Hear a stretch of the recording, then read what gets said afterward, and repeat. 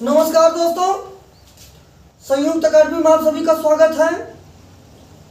हम लोग साइंस का सेशन कर रहे हैं और साइंस में हम लोग पढ़ रहे हैं गोली दर्पण। तो चलिए, गोली दर्पण जितना हम लोगों ने सीखा है उसका 2 मिनट में रिवीजन कर लेते हैं। और फिर आज हम लोग उत्तल दर्पण और अवतल दर्पण द्वारा जो भी प्रतिबिंब का आरेख बनता है, हम लोग उस आरेख को बनाएंगे पूरा अच्छे से। गोली दर्पण देखिए मित्रों, ये मान लीजिए एक कांच का एक खोखला गोला है। कांच का एक खोखला गोला है।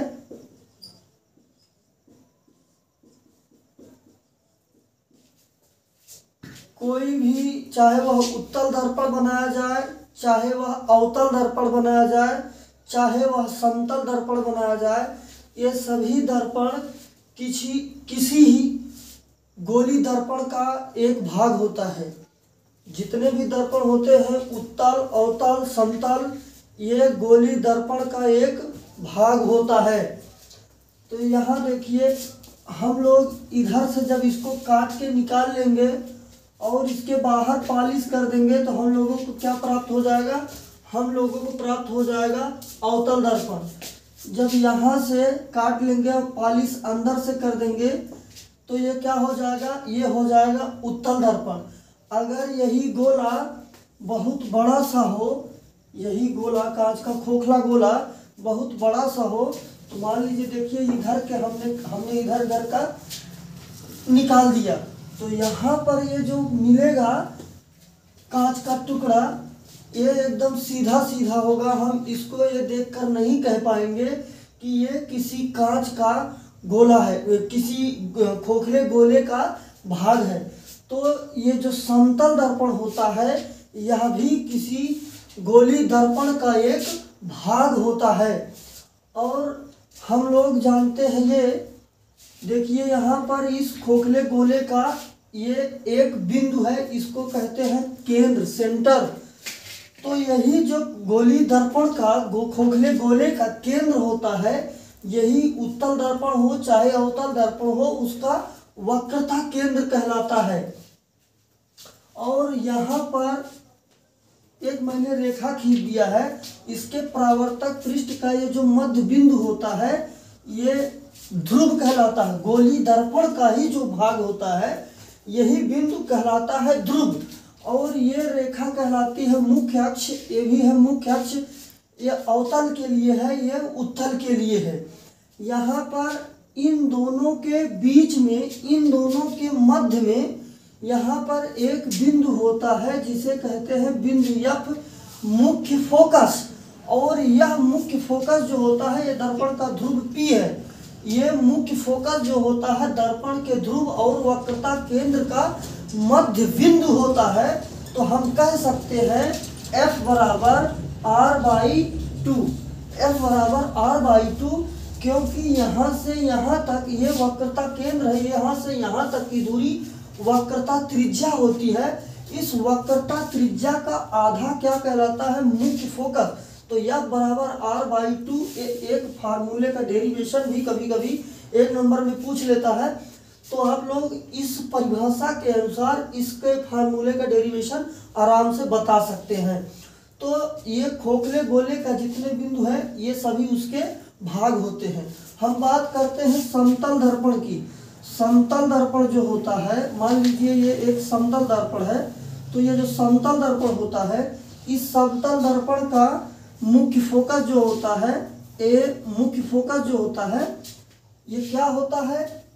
इन्फिनिटी होता है। क्यों? क्योंकि खोखला ये जो गोला है बहुत ज़्यादा बड़ा होता है, इसलिए इसका जो मुख्य फोकस होता है वो क्या होता है? अनंत होता है। और हम लोग जानते हैं, चाहे दर्पण हो चाहे लेंस हो, उसकी क्षमता उसकी पावर, जो उसकी पावर होती है वह 1/f होती है। कहने का मतलब दर्पण की क्षमता जो होती है वह मुख्य फोकस का अनुक्रमानुपाती होता है। तो ये जो अनुक्रमानुपाती होगा, हम कह देंगे यहाँ 1/0। क्यों? क्योंकि समतल दर्पण का मुख्य फोकस 0 है, तो यहाँ 0 कह देंगे। तो ये कितना आ जाएगा, यहाँ ये सॉरी अनंत है, ये क्या है, अनंत है। मुख्य फोकस इसका क्या है, अनंत है, तो यहाँ पर क्या आ जाएगा, 0। तो समतल दर्पण का मुख्य फोकस अनंत होता है और उसकी क्षमता जो होती है वह शून्य होती है। दर्पण और लेंस के लिए क्षमता होता है, क्षमता बराबर 1 मुख्य फोकस, और इसका जो मात्रक होता है हम लोग डायोप्टर में मापते हैं। इसके मात्रक को, लेंस या दर्पण की क्षमता का मात्रक क्या होता है, डायोप्टर होता है। इस डायोप्टर को हम कह सकते हैं 1/सेंटीमीटर या फिर मीटर, जिसमें भी मापना चाहे उसमें माप सकते हैं। अपनी फोकस दूरी जिसमें दी होगी, चाहे सेंटीमीटर में दिया होगा तो सेंटीमीटर में, मीटर में दिया होगा तो मीटर में। हम लोग 1 मीटर में 100 सेंटीमीटर होता है, उसके अनुसार चेंज कर सकते हैं। और इसकी क्षमता हम लोग किस में मापते हैं, हम लोग डायोप्टर में मापते हैं। हम उम्मीद करते हैं मित्रों आपको इतनी बात समझ में आई होगी। अब आगे हम लोग जो है उत्तल दर्पण और अवतल दर्पण द्वारा आरेख का बनना सीखते हैं सभी बिंदुओं को। तो मित्रों हम लोग सबसे पहले अवतल दर्पण द्वारा प्रतिबिंब के आरेख का बनना सीखेंगे। तो अवतल दर्पण द्वारा जो आरेख बनता है वह 6 प्रकार का बनता है। दर्पण के सामने जैसे जैसे वस्तु रखी जाती है जितने दूरी पर, उसी के अनुसार दर्पण द्वारा प्रतिबिंब का आरेख द्वारा बनना यहाँ पर दर्शाया गया है। तो एक एक आरेख को अच्छे से हम लोग समझते हैं। इसके पहले दर्पण का आरेख बनने में रेखाओं के परावर्तन का कुछ नियम है, उनको हम लोग सीख लेते हैं, तब उसके बाद दर्पण का आरेख पर चलते हैं। ये मित्रों मान लीजिए यहाँ पर दिया हुआ है अवतल दर्पण दिया हुआ है। यहाँ पर हम लोग बाहर से इसके क्या कर दे रहे हैं, पॉलिश कर दे रहे हैं। अवतल दर्पण का ये है मुख्य अक्ष, ये बिंदु P है ध्रुव, ये है उसका मुख्य फोकस, ये है दर्पण का वक्रता केंद्र C। तो रूल नंबर फर्स्ट ये है, दर्पण के मुख्य अक्ष के समांतर कोई रेखा आएगी, दर्पण से टकराने के पश्चात वह मुख्य फोकस से होकर गुजरेगी। तो पहला रूल यह है मित्रों, कोई भी रेखा दर्पण के मुख्य अक्ष के समांतर आएगी तो वो टकराने के पश्चात हमेशा मुख्य फोकस से होकर गुजरेगी। Rule number 1। रूल नंबर 2 ये है, अगर कोई रेखा मुख्य फोकस से होकर गुजरती है, अगर कोई रेखा मुख्य फोकस से होकर गुजरती है तो दर्पण से टकराने के पश्चात वह मुख्य अक्ष के समांतर हो जाएगी। अगर वह मुख्य अक्ष से आएगी टकराने के बाद मुख्य फोकस से होकर गुजरेगी। अगर कोई रेखा मुख्य फोकस से जाती है दर्पण से टकराने के बाद मुख्य अक्ष के समांतर हो जाएगी। यहाँ से एक बिंदु से 2 नियम बनते हैं। तीसरा नियम यह है, अगर कोई रेखा दर्पण के वक्रता केंद्र से जाती है तो वह टकराने के पश्चात अपने ही मार्ग पर वापस हो जाएगी। तो यहाँ पर दर्पण से परावर्तन के 3 नियम बनते हैं। पहला नियम यह है, अगर कोई रेखा मुख्य अक्ष के समांतर आती है तो दर्पण से टकराने के पश्चात वह मुख्य फोकस से होकर गुजरेगी। अगर कोई रेखा मुख्य फोकस से होकर गुजरती है तो दर्पण से टकराने के पश्चात मुख्य अक्ष के समांतर हो जाएगी। और तीसरा नियम यह है, अगर कोई रेखा वक्रता केंद्र से होकर गुजरती है तो वह दर्पण से टकराने के पश्चात अपने ही मार्ग पर वापस हो जाएगी। कहने का मतलब वक्रता केंद्र से ही वो रेखा क्या हो जाएगी, वापस हो जाएगी। अब चलिए हम लोग बात करते हैं दर्पण द्वारा, अवतल दर्पण द्वारा प्रतिबिंब का बनना। अवतल दर्पण द्वारा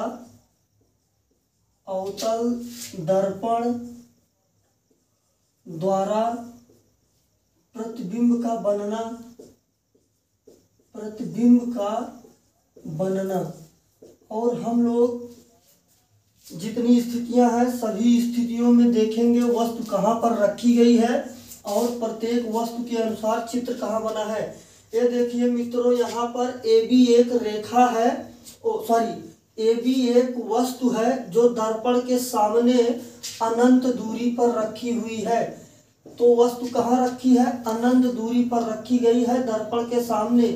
यहाँ से देखिए एक रेखा मुख्य अक्ष के समांतर गई और दर्पण से टकराने के पश्चात मुख्य फोकस से होकर गुजरी।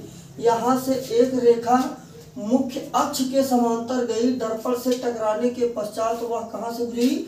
मुख्य फोकस से होकर गुजर रही है। तो दर्पण का जो प्रतिबिंब बनेगा वह मुख्य फोकस पर बनेगा और एकदम बिंदु की आकार का बनेगा। पहला चीज क्या? दर्पण का प्रतिबिंब मुख्य फोकस पर बनेगा और अत्यंत छोटा बिंदु के आकार का बनेगा और यह जो होगा ये वास्तविक और उल्टा प्रतिबिंब बना है। इसके द्वारा जो प्रतिबिंब बना है अनंत दूरी पर रखने पर वास्तविक और उल्टा मुख्य फोकस पर बिंदु के आकार का बना है। पहला आरेख हो गया। दूसरे आरेख की बात करते हैं। दूसरे आरेख में हम लोगों ने ये जो वस्तु AB है, इस वस्तु AB को दर्पण के वक्रता केंद्र से कुछ दूरी पर रखा है। यह दर्पण का वक्रता केंद्र, यहाँ पर वस्तु AB दर्पण के वक्रता केंद्र से कुछ दूरी पर रखा गया है। मुख्य अक्ष के समांतर एक रेखा आपतित होती है, दर्पण से टकराने के पश्चात मुख्य फोकस से होकर गुजरती है। एक रेखा वक्रता केंद्र से जाती है और ये दर्पण से टकराने के पश्चात अपने ही मार्ग पर वापस लौट जाती है। ये जो कटान बिंदु है यही दर्पण पर प्रतिबिंब बना है इस वस्तु के द्वारा, जो दर्पण के वक्रता केंद्र से कुछ दूरी पर रखी गई थी। A' B' दर्पण का प्रतिबिंब बना है। तो हम लोग अब यहाँ पर दर्पण के प्रतिबिंब की स्थिति की बात करेंगे। तो यहाँ पर ये जो वस्तु है, प्रतिबिंब जो है ये वस्तु से छोटा है। वस्तु से छोटा प्रतिबिंब बनेगा जब वस्तु वक्रता केंद्र से कुछ दूरी पर रखी जाएगी और ये जो होगा प्रतिबिंब वास्तविक होगा, उल्टा होगा। मुख्य फोकस और वक्रता केंद्र के बीच में वस्तु से छोटा प्रतिबिंब यहाँ पर बना हुआ है। चित्र में आप लोग स्पष्ट देख के समझ सकते हैं, हम उम्मीद करते हैं। और यहाँ पर देखिए मित्रों, तीसरे पॉइंट में वस्तु जो है वक्रता केंद्र पर, ये जो AB है, AB वस्तु वक्रता केंद्र पर यहाँ रखी गई है। एक रेखा मुख्य अक्ष के समांतर जाती है, दर्पण से टकराने के पश्चात मुख्य फोकस से वापस आ जाती है और एक रेखा मुख्य अक्ष के समांतर जाती है, दर्पण से टकराने के पश्चात मुख्य फोकस से होकर गुजरती है। तो वस्तु का प्रतिबिंब जो A' B' है, यहाँ पर A' B' है। तो यहाँ पर A' B' ये AB वस्तु का प्रतिबिंब बना है। जब वस्तु वक्रता केंद्र पर रखी गई है तो ये स्थिति देखकर आप कह सकते हैं, जब वस्तु वक्रता केंद्र पर रखी हो तो वस्तु का प्रतिबिंब वक्रता केंद्र पर ही बनेगा। ये देखिए इसके नीचे वक्रता केंद्र पर A' B' प्रतिबिंब बना है। जितनी बड़ी वस्तु होगी उतना ही बड़ा प्रतिबिंब बना है। तो अवतल दर्पण में समान प्रतिबिंब देखने के लिए वस्तु को वक्रता केंद्र पर रखना होगा। जितना बड़ी वस्तु होगी उतनी बड़ा प्रतिबिंब बनेगा। वक्रता केंद्र पर रखा गया, वक्रता ही केंद्र पर बना है, वास्तविक है और उल्टा है, समान आकृति का है। जितनी बड़ी वस्तु है उतनी बड़ी प्रतिबिंब यहाँ पर बना हुआ है।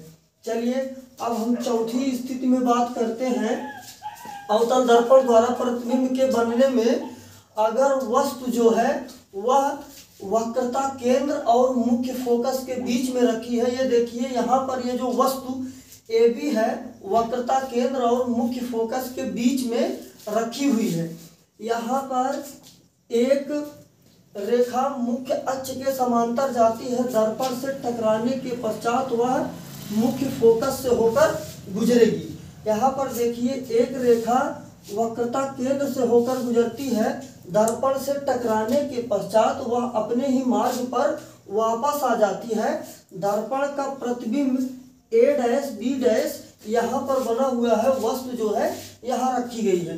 तो हम यह कह सकते हैं अवतल दर्पण द्वारा जब वस्तु वक्रता केंद्र और मुख्य फोकस के बीच में रखी होगी तब दर्पण का प्रतिबिंब दर्पण से काफी दूरी पर, बहुत दूरी पर जितनी बड़ी वस्तु रखी गई थी उससे काफी बड़ी प्रतिबिंब बनेगा। यह प्रतिबिंब वास्तविक होगा वास्तविक होगा और प्रतिबिंब कैसा होगा, प्रतिबिंब उल्टा होगा। जब वस्तु वक्रता केंद्र और मुख्य फोकस के बीच में रखी जाएगी तो दर्पण से बहुत दूरी पर और काफी बड़ा चित्र बनेगा, जितना बड़ा वस्तु रखी गई है। हम लोग बात करते हैं यहाँ पर, जब वस्तु को हम लोग देखिए, हम लोग एक एक स्टेप बढ़ाकर रख रहे हैं वस्तु को। हमने पहले वस्तु को अनंत पर रखा, फिर वक्रता केंद्र से कुछ दूरी पर रखा, फिर हम लोगों ने वक्रता केंद्र पर रखा, वक्रता केंद्र और मुख्य फोकस में रखा। अभी हम लोग यहाँ पर मुख्य फोकस में रखेंगे। लास्ट स्थिति बचेगी जब हम ध्रुव और मुख्य फोकस के बीच में रखेंगे। तो यहाँ पर हम लोग देखते हैं, जब वस्तु मुख्य फोकस पर रखी होगी, ये देखिए एक रेखा यहाँ पर ए और ए बी जो है, ये वस्तु यहाँ पर रखी हुई है। एक रेखा मुख्य अक्ष के समांतर जाती है, दर्पण से टकराने के पश्चात वह मुख्य फोकस से होकर गुजरती है।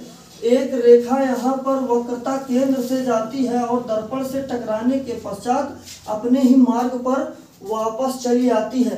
तो चित्र देखकर आप ये कह सकते हैं प्रतिबिंब भी तक नहीं बना है, ये प्रतिबिंब कहीं अनंत पर बहुत अधिक दूरी पर जाकर बनेगा। इसमें हम लोग प्रतिबिंब बहुत ही कम स्थिति में देख पाएंगे। तो हम ये कह सकते हैं यहाँ पर जो प्रतिबिंब बनेगा वह अनंत दूरी पर बनेगा, वास्तविक होगा और वह प्रतिबिंब उल्टा होगा। जितनी बड़ी वस्तु रखी गई है उससे काफी बड़ा, बहुत ही ज्यादा बड़ा प्रतिबिंब बनेगा जब वस्तु मुख्य फोकस पर रखी होगी अवतल दर्पण में।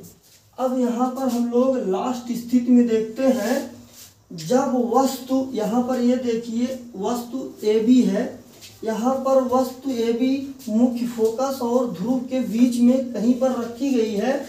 तो एक रेखा मुख्य अक्ष के समांतर जाती है और दर्पण से टकराने के पश्चात मुख्य फोकस से गुजरती है। और यहाँ पर आभासी में इसका आरेख ही ऊपर बना है।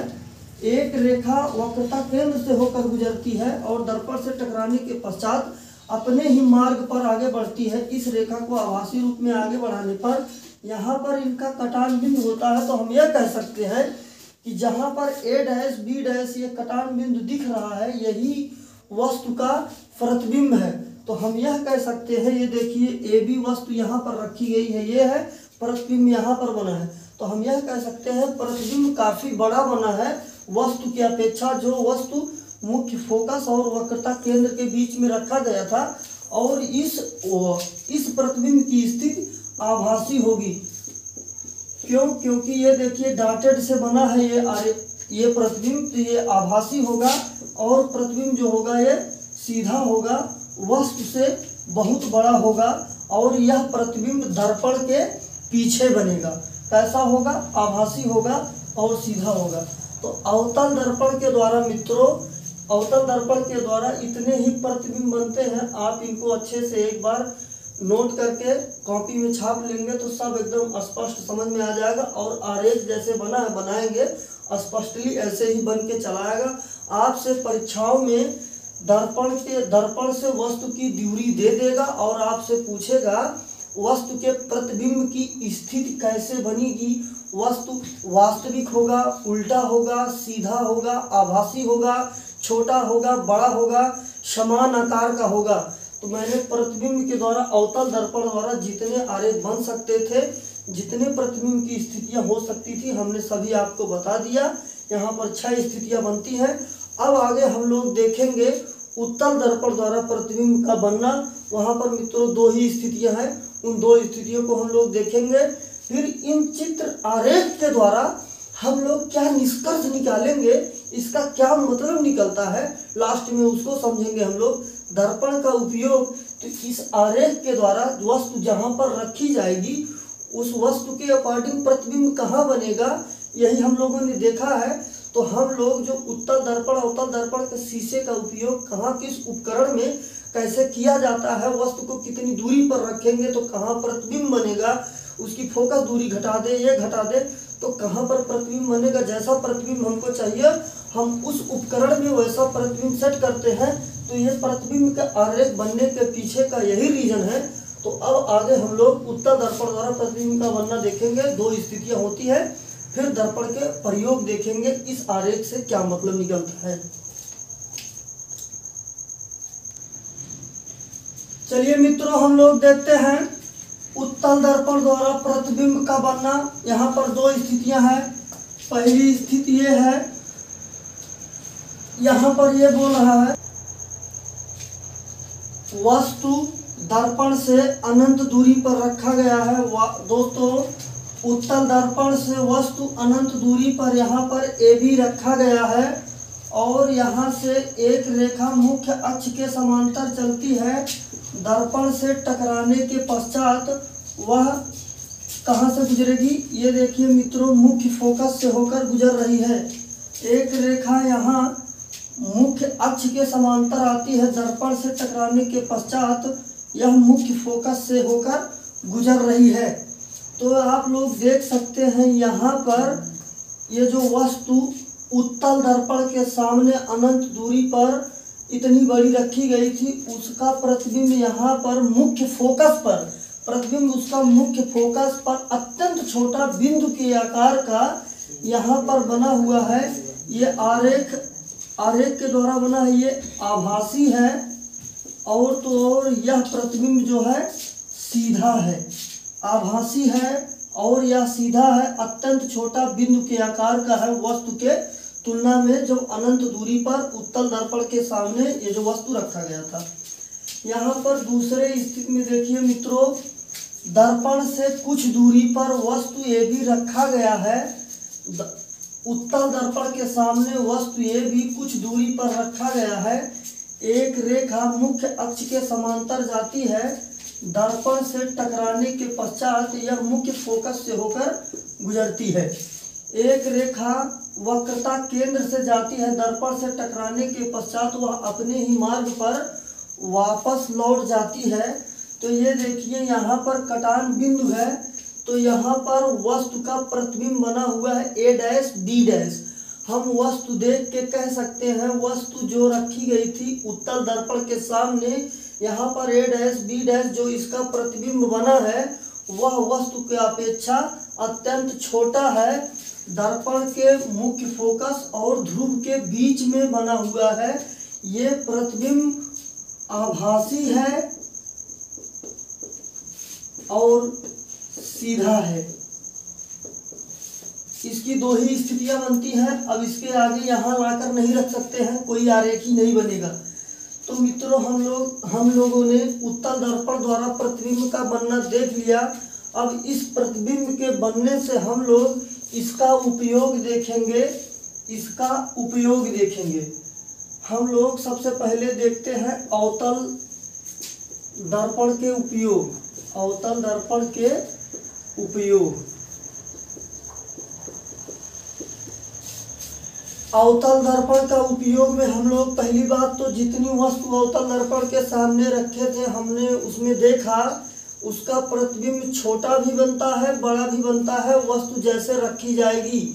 तो मित्रों, हम लोग यहाँ पर देखे हैं अवतल दर्पण में कि वस्तु का प्रतिबिंब लगभग बड़ा ही बन रहा था। तो जब हमें वस्तुओं को बड़ा देखना होगा तो हम लोग अवतल दर्पण का प्रयोग करेंगे। तो और एक चीज जान लीजिए, अवतल दर्पण जो होता है वह रेखाओं को एक बिंदु पर फोकस करता है, वो मुख्य फोकस पर फोकस करता है और वो कैसा चित्र बनाता है, वो वास्तविक चित्र बनाता है। उत्तल दर्पण द्वारा आभासी चित्र बनता है। तो हम यह कह सकते हैं कि जहाँ पर मुख्य फोकस कहने का मतलब बिंदुओं को, रेखाओं को एक जगह पर केंद्रित करना होगा, वहाँ अवतल दर्पण का प्रयोग करेंगे। जो वस्तुओं को बड़ा देखना होगा वहाँ पर करेंगे। तो हम लोग सबसे पहला चीज, जो नाई दाढ़ी बनाता है तो उसको बड़ा चित्र देखना है, तो नाई दाढ़ी बनाने के लिए, शेविंग करने के लिए वह अवतल दर्पण का प्रयोग करता है। और दूसरा पॉइंट ये कि जो दंत चिकित्सक होते हैं वो जब दांत का इलाज करते हैं तो उनको दांत का चित्र जो होता है वो बड़ा देखना होता है, तो इसलिए वो दंत चिकित्सक अवतल दर्पण का उपयोग करता है।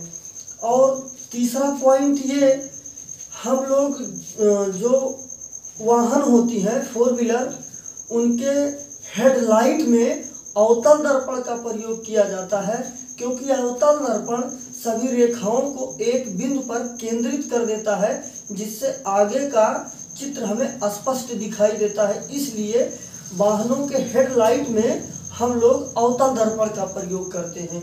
जो सौर भट्टियाँ होती हैं, हम लोग सौर भट्टी के लिए अवतल दर्पण का उपयोग करते हैं। क्यों? क्योंकि सूर्य से आने वाली सभी रेखाओं को वो एक बिंदु पर मुख्य फोकस पर केंद्रित करता है, जिससे हमको सौर एनर्जी ज़्यादा प्राप्त हो पाती है। इसलिए हम लोग उस सौर भट्टी में अवतल दर्पण का प्रयोग करते हैं। अब हम आगे बात कर लेते हैं उत्तल दर्पण का प्रयोग कहाँ करते हैं। तो मित्रों, उत्तल दर्पण में आप लोग देख रहे हैं, जितनी बड़ी वस्तु थी वहाँ पर छोटा प्रतिबिंब बना है, इतनी बड़ी वस्तु थी यहाँ बिंदु के आकार का प्रतिबिंब बना है। तो हम यह कह सकते हैं, हम लोगों को जब छोटा प्रतिबिंब और स्पष्ट प्रतिबिंब देखना होगा, क्यों? क्योंकि उत्तल दर्पण हमेशा कैसा प्रतिबिंब बना रहा है? सीधा प्रतिबिंब बना रहा है। हमें सीधा प्रतिबिंब देखना है। तो जो वाहन चालक होते हैं, वाहन चालक के बगल में शीशा लगा होता है, तो वह जो शीशा होता है वह शीशा उत्तल दर्पण का होता है। क्यों उत्तल दर्पण का लगाया जाता है? क्योंकि ड्राइवर को पूरा का पूरा पीछे का एरिया देखना होता है। पूरा पीछे का एरिया बहुत बड़ा है, उनको छोटे से उत्तल दर्पण में देखना है, और उत्तल दर्पण वस्तुओं को बहुत छोटा और सीधा बनाता है। तो इसलिए ड्राइवर के बगल में हम लोग उत्तल दर्पण का प्रयोग करते हैं, ताकि पूरा का पूरा चित्र दिखाई दे, स्पष्ट दिखाई दे, और कितना भी बड़ा चित्र हो वो छोटे में आके पूरी तरह से दिखाई दे। इसलिए हम लोग ड्राइवर के बगल में जो दर्पण यूज किया जाता है वह उत्तल दर्पण प्रयोग किया जाता है। तो इन आरेख का यही मतलब है, इससे इन दर्पण का कहाँ प्रयोग किया जाएगा, उसका प्रतिबिंब कैसा बनेगा, किस स्थिति में बनेगा, आभासी बनेगा, वास्तविक बनेगा, उल्टा बनेगा, सीधा बनेगा। हम आप लोगों से उम्मीद करते हैं आपको ये समझ में आएगा। और मित्रों, स्टडी को एंजॉय कीजिए। जब आप एंजॉय करेंगे तो वो आपको बोझ नहीं लगेगा। आप 2-3 बार प्रैक्टिस करेंगे, सब आपको समझ में आएगा। अगर जो भी बिंदु जहाँ नहीं समझ में आएगा, आप हमें कमेंट कीजिए या पर्सनल मैसेज कीजिए, हम आपको रिप्लाई जरूर करेंगे। हमारा व्हाट्सएप नंबर है। किसी भी मैटर पर आप लोग बताएंगे, हम उस पर वीडियो आप लोगों के लिए ला देंगे। धन्यवाद।